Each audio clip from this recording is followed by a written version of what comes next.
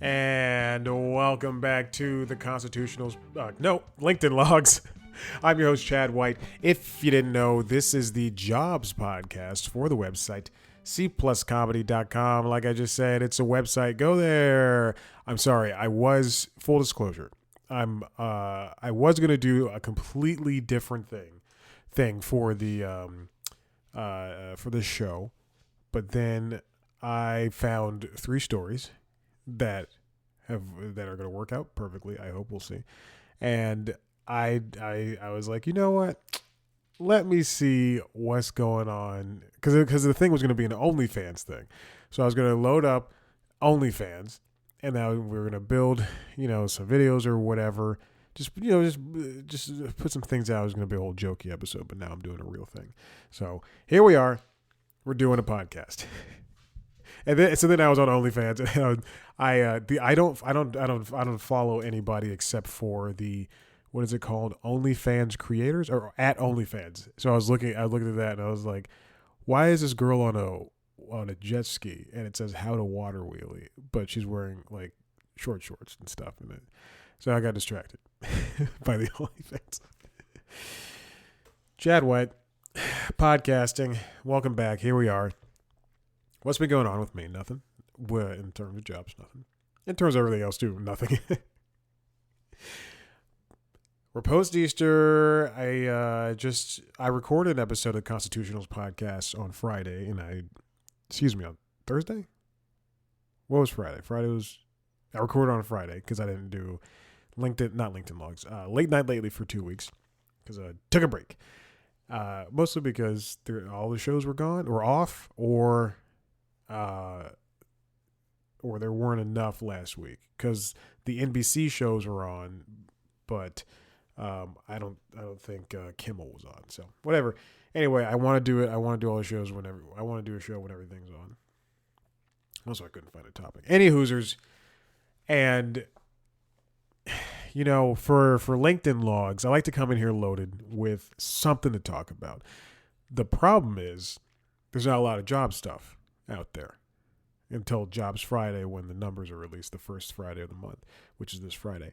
When the numbers are released for how many jobs there are, or people are claiming that they're not working, something like that. Anyway, the most recent thing for me is I've been emailing. I've been having a one-sided discussion with 2 recruiters for a company. I'm not going to say which one, but it's the same. I'm having the same issues that I was previously having with these companies, in that it is, if you're a recruiter and you're posting, X, Y, and Z on the light for the ring light just got way brighter, and it was flickering for a second and then it got way brighter.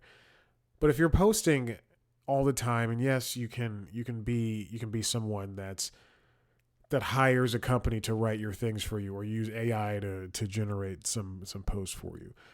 But the fact that you're on LinkedIn all the time posting this stuff, it can be frustrating when someone is trying to talk to you. I mean, it's the same vein as, I'm talking to a young lady, and which is untrue. This is completely untrue right now. But if you're talking to somebody and then they're on Instagram literally posting a story every hour on the hour, and you're like, "Hey, what's up?" Or, "Hey, how your day going?" Just something along those lines. I can't tell you how many times this happened to me. So many times. Just answer your emails when I'm on the same thread going, "Hey, this is Chad White, just following up. Hey, so-and-so, this is Chad White. Just want to see what's going on. Hey, just trying to see if you saw my previous note. I'm still very excited to join the company, or to rejoin the company." It might give you a hint as to what recruiters I'm responding to. There's this false I'm with you. I'm ready to do this. And then you come out and you don't follow through. And you're just as bad as everybody else. And if I'm not moving on, or if I'm not going forward in the interview process of the position, just say, hey, look, we're busy, or hey, look, I haven't heard anything back. That's it. That's all you have to do. But the fact that I'd see you on LinkedIn literally every single day posting some BS about following your heart or being open to the skies or the wind, some shit like that. It is infuriating, because I feel like there's like a double standard for people when they're looking for jobs. I feel like unless, and this is the same way I feel, and I love Peloton, but this is the same way I feel about this overcorrection in our world, where we're being too, the only people being catered to are pregnant moms and people in the military and people with mental health issues. There's other people out there, just people just applying for jobs. And then another thing is, I know that was a hot take. Another thing is, whenever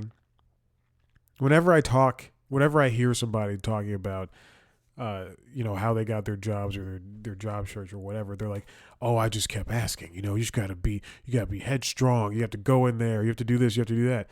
And then I'm sitting here sending an email. Hey, listen, just checking in. And then that's too aggressive as compared to somebody else who's like, I showed up at the front door of the office and I knocked and I said I wanted a job and they gave it to me. No one knows the answers, and stop pretending you do. And then that is direct. I'm speaking now directly to the recruiters. But I'm on LinkedIn right now, as I get on at least once a day to see if I can find a job that I can apply to. See if there's something interesting out there. And there's not really. For a long time, I got my top picks in my job section were mostly fast food, like general manager of a Wendy's or a McDonald's, which I'm happy for anybody that wants to do that and follow that. That's not me.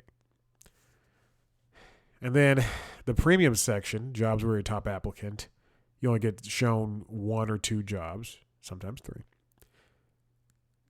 I took advantage of applying to one. But a lot of the things, and I mentioned this before, is I've recently found that a lot of companies, a lot of posts on LinkedIn, these job posts, I'm seeing founder of this, generative AI, do this, do that. And then some companies they put producer in their name or in the job title, but it's for like a clothing store in Duluth. Like, no, it's not. That's not producing. That's selling clothes.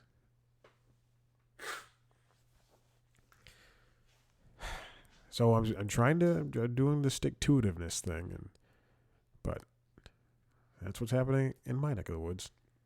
Don't sue me, Al. All right, let's get on with this. I have 3 new stories. The first one comes from Ann Tergessen over at the Wall Street Journal. The new magic number for retirement is 1.46 million. Here's what it tells us. That is up from 1.27 million. This is all from a survey from 4,588 adults released today, Tuesday, by financial services company Northwestern Mutual. Hey, Peter. This is my Cleveland Brown. Well, here's my Joe. Hey, Peter. It's pretty good. That's pretty good. My Patrick Warburton is fantastic. And over $1 million more than the average survey participant's nest egg. Wow. So that means the average person who took that survey had about $460,000 in their bank account for retirement. I know how much money I have spread across 3 companies that let me go. Well, 2. Warner Brothers and Bounce. I don't think I ever had one from NBC. WXIA. No, I did not. Unless it's something I need to ask. I made $10 an hour. No, it wasn't. Can you believe that? Nest eggs are very important now. I mean, and they keep growing, which is why you see people continuing to work well past when they get their AARP cards. Is that what it's called? AARP cards? I saw a headline yesterday that one congressperson was complaining about how our retirement age doesn't make sense anymore. And, they may or may not be right, but it doesn't make sense anymore in the fact that in Europe, their retirement ages, I think, are a little bit older. And, I mean, that could be the case for a lot of people where, they got lucky, they have good jobs, and they're able to retire at 65 or however old the number is.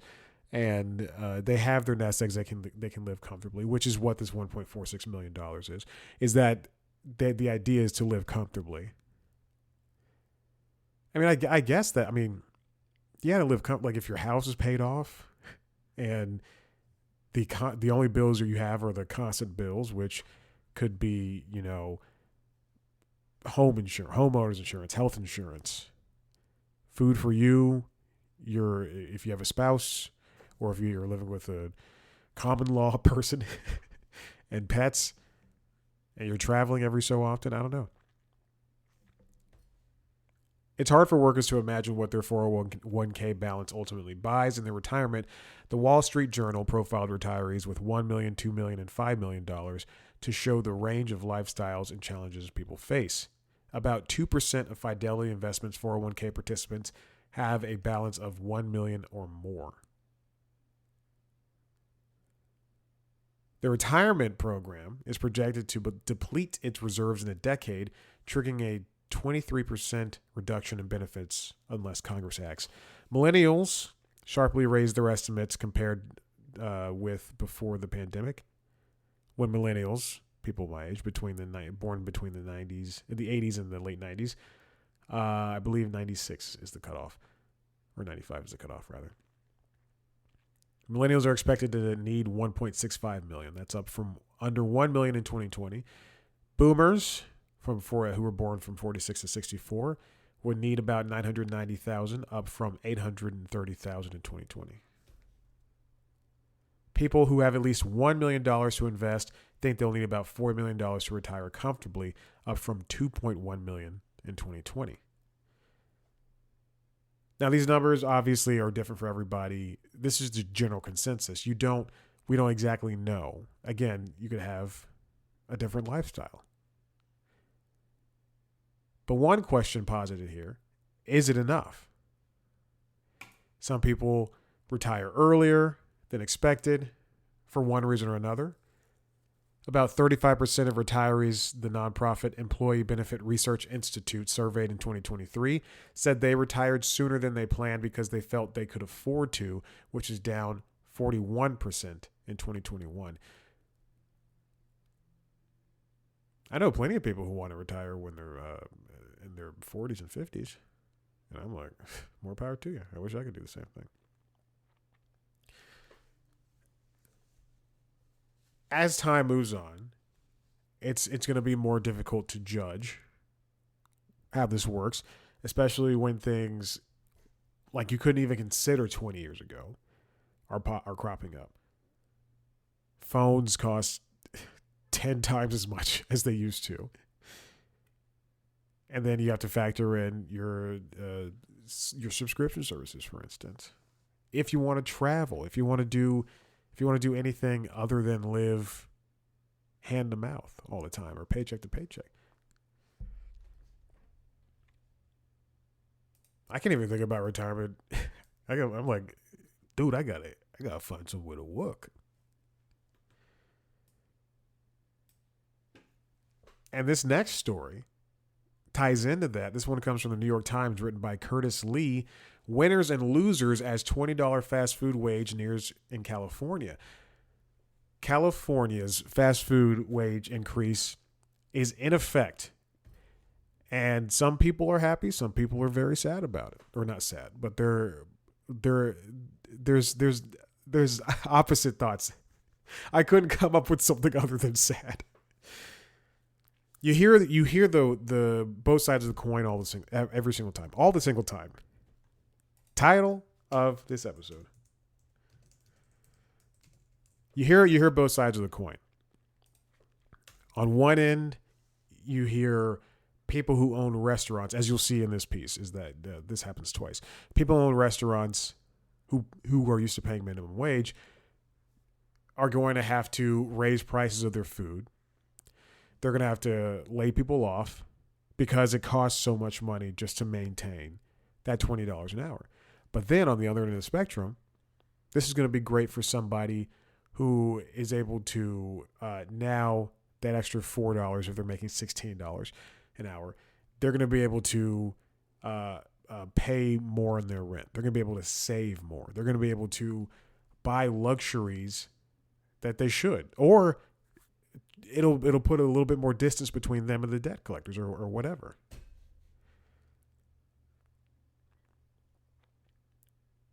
The ambitious law has been characterized by opposing sides in stark terms. To backers, it's a step forward fair compensation. It is a step forward. Oh, excuse me. It's a step toward fair compensation for low-wage workers who face significant risk during the pandemic. To opponents, it's a cataclysmic move that will raise food prices, lead to job losses, and force some franchisees to consider closing. The new minimum wage will add $3,000 to $4,000 to one worker's expenses, as who's profiled here.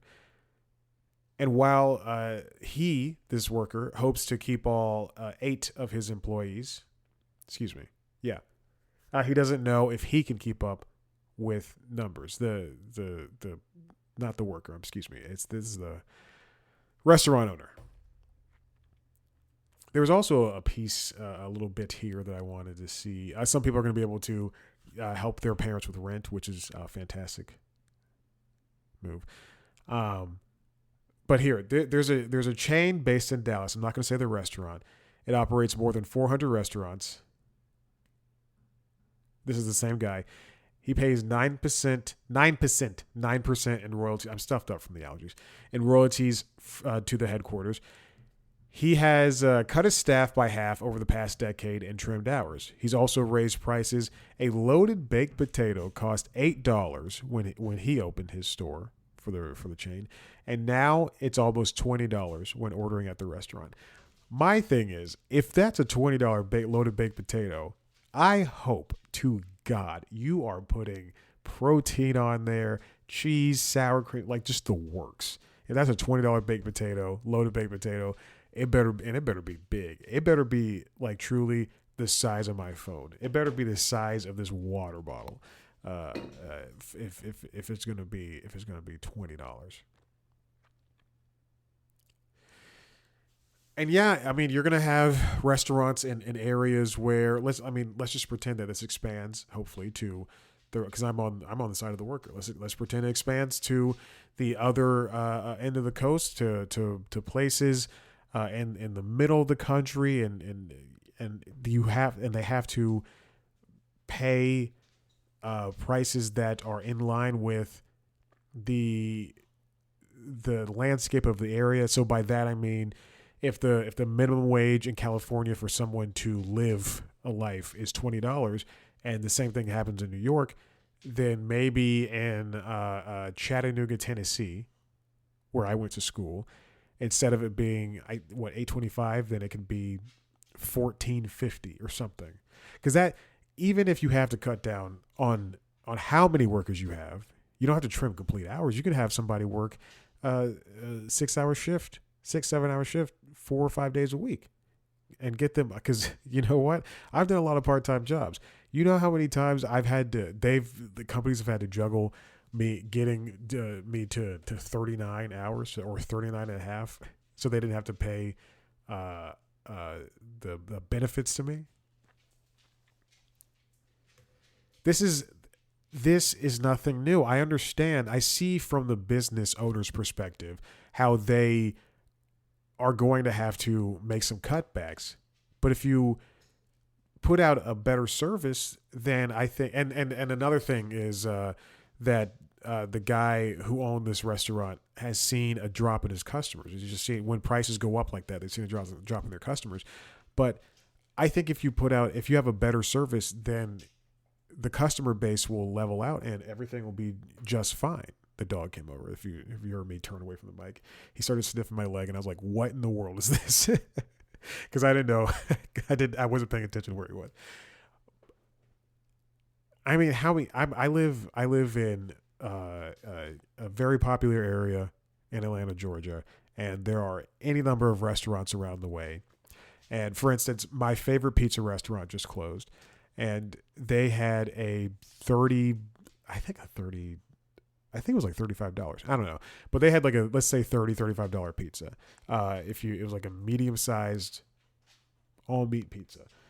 Look, that's a lot of money for a pizza, and I can go to any other place and get I'm thinking of another place that's near me, slightly cheaper pizza, or another place that was in that same area.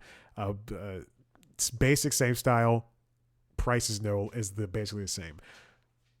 But there's a reason why I don't go to Domino's or Pizza Hut or Papa John's. It's because A, it's shit pizza, but B, because I want that home style. I want that good tasting thing, and I'm willing to go on a Saturday and pay that $35 and then tip appropriately and be on my merry way. If you offer the good service, if you are a boutique store and you're selling boutique niche clothing, I'm thinking of one near me. I walked in once in the past. I lived in this area for 6, 7 years, 8 years, and I've walked in once. And it was a couple months ago. I walked in with somebody, and they had clothing that was jackets that were like $200, pants that were $120. But you know what? They stay in operation because there's a need. Even if it's if it's a twee niche hipstery need, they're filling that need. Same thing. You go to a poorer neighborhood, and there's unfortunately, fast food all around you, but there's also local restaurants in those areas too.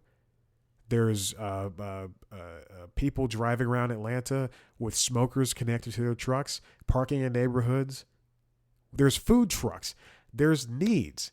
And as long as you pay people well, and as long as you provide a good service, I think those needs will be filled, and you'll see returns monetarily. And then it's up to you to, if you're not seeing those returns, figure out what the problem is and try to circumvent that. Okay, well, we offer a loaded baked potato. Unfortunately, it's going to have to go from $12 up to $15. How are we going to get people to order that? Because they're so used to paying that $12. How are we going to get people to continue ordering this loaded baked potato? Let's add a little bit more bacon bits to it. Let's add a little bit more cheese. Let's offer them one more sauce or whatever you put on a loaded baked potato. Let's buy potatoes from this farm or this area. Just offer something a little bit more. And I know that sounds tone deaf, a bit tone deaf. And I'm not somebody who owns a business, but I've been on this side of the river for so long that I do see, and in talking to old bosses or at old companies and examining just this stuff, I'm pointing to the news article all the time, that hey, maybe let's try something different instead of complaining and saying, I got to fire everybody. All right, well, let's try this for a little bit. Let's try improving it for a little bit. If you're going to offer a $20 baked potato, then by God, fix it up, zhuzh it up. I won't complain about $20 baked potato. I would go, $20 baked potato. This is what happened. I'll look at me and go, $20 baked potato, what's on it? Oh, it's all this stuff. Oh, it tastes this good. Oh, it comes with a side. It better come with a side for $20. Damn baked potato. Don't make me pay that much for baked potato and not come with a side. You kidding me? All right, this last one comes from New York Times. Those billion-dollar lottery jackpots aren't even half that big. It's written by Jeff Sommer. We're seeing $1.13 billion jackpots. There's a Powerball that's $935 million. Somebody won that Mega Millions, that 1.13 in Jersey last week. What are you going to spend it all on? Gabagool? Oh, gabagool. Look at me. I'm from New Jersey. When I was younger, we would go to the library. My mom would take me and my sister, and they would get books. But I would immediately go to the DVD section and get The Sopranos. We didn't have HBO, so I would get The Sopranos. I'm talking like I am so young. I'm not even a teenager, and it's on DVD. And I would go home and I would watch it. Because we would also go to Blockbuster, but Blockbuster also costs money. So sometimes we go to the library and I just get the DVDs. I read now. It's fine. I just finished 3 Body Problem. I'm on to the sequel. Then there's a third one. I read 23 books last year. Yeah, 23. There are 23 or 22. Technically, one of those books it's still in the middle of reading. But it's giant. It's the HBO book. I have yet to finish that. But 23. These Mega Million jackpots, you see it all the time. You'll see, oh, but if you live in this state, you'll have to pay this much amount in taxes and things like that, and fine, whatever. Yeah, that's very true. The big U.S. lotteries say there have been 10 jackpots with an advertised value of more than $1 billion. But that's misleading. Despite all the ballyhoo, the United States has not yet had even one grand prize of $1 billion based on cold hard cash, which, yeah, fine. Making sense of the numbers is not easy. When the prize starts to look really big, more people buy tickets, which makes the prizes even bigger, and that increases revenues for the states that run them, said Salil Mehta, who is an independent statistician. But the odds against winning are so great that people are throwing away their money. It's a tax on people who may not really understand what they're doing. You hear it all the time. It's a waste of money. It's like gambling and just like literally just throwing money out into the wind. I kind of like lotteries. I just don't think they should be that big. So what's a jackpot? You could get your money out in a sum. You can get it paid out over a couple of years or a couple of decades. I like the cash option much better. And that reflects the actual money gathered by states that participate in the big lotteries after expenses and revenue put aside for purposes like education. That's the cash option. The advertised jackpots are just an estimate of some of the cash flows that the prize pool can buy, and that depends on the interest rates for the government bonds used to create the annuity. The higher the interest rates, the greater the payouts. Whew. Simple annuities aren't advertised in the way that they should be. The claims made from them are typically limited and boring. For a certain sum, you'll receive a specified payout each month, maybe with an inflation adjustment for a given number of years. It's generally viewed as inappropriate to say, buy this annuity and receive a jackpot of $100,000 when you, in reality, you're merely receiving a small fraction of that amount every month for 30 years. I would always take the cash sum. I would never get the payout over 40 years or so. There's also interest rates. Consider that on March 26th, the cash value of the Mega Millions prize was $526 million. Only 48% of the advertised jackpot of $1.1 billion, which is also, I will take $526 million. In January 2021, by contrast, the advertised jackpot for Mega Millions was $1.05 billion, slightly less than the March 26th jackpot. Maverick. But the cash value of the 2021 prize was $777 million, 74% of the advertised jackpot, and much more than the March 26th cash prize. So what happened? Well, the yield on the 10-year Treasury note now is about 4.1%, and the lottery organizers estimate that converted into bonds over 30 years, the amount in the lottery's prize pool, about $526 million, will generate about $1.1 billion. So it's based on how much money is paid in. I'll tell you this, though. Any cent, I will take any amount of money. Are you kidding me? I'll take any dollar. You always hear stories about how winning the lottery changes somebody's life, and it's always for the negative, and then they end up, poor again or dead in some form or fashion. Look, if I ever had that much money, I said this before because I was reading the story before I started the show. I thought money will never change me. I can say that without any complications and it just being fine. Because look, man, I got all I need. I got my pets. I got my interests. And that's just fine. You give me money, I will be happy. But it's funny. It's because they say a lot of people are like, "Oh, money shouldn't change your happiness. Money shouldn't affect." Look, money will definitely help some things. Gonna be things I don't have to worry about anymore. If I had $10,000, my entire life would change. If I had $5,000, my entire life would be so different right now. It would be the most different thing in the world.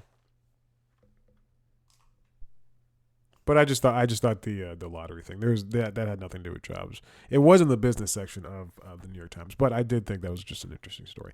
Hey, listen, if you like what you heard here, head to the website cpluscomedy.com, where you can see me talk with your favorite people in the entertainment industry: comedians, actors, writers, musicians, directors, producers.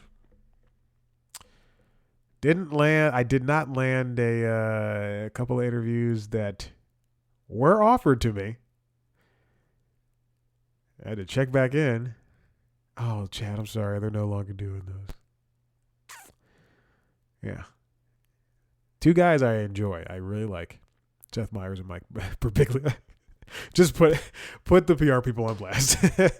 Yeah, it was gonna be great. Anyway, those aren't the PR people. Those are the two guys, the comedians that I was gonna talk to, but whatever. Anyway, it's so stupid. Let's see. Listen to the other podcasts, The Constitutionals, and which is the Entertainment Business News podcast, and Late Night Lately, the Late Night Show, which is the Late Night Show podcast. You can find those wherever you get your podcasts. You can watch the video on youtube.com/C+Comedy. You can watch News Time. You can follow us on TikTok, Twitter, Instagram, Facebook at C+Comedy. Me at Chad Black White. Thank you so much for listening. Goodbye.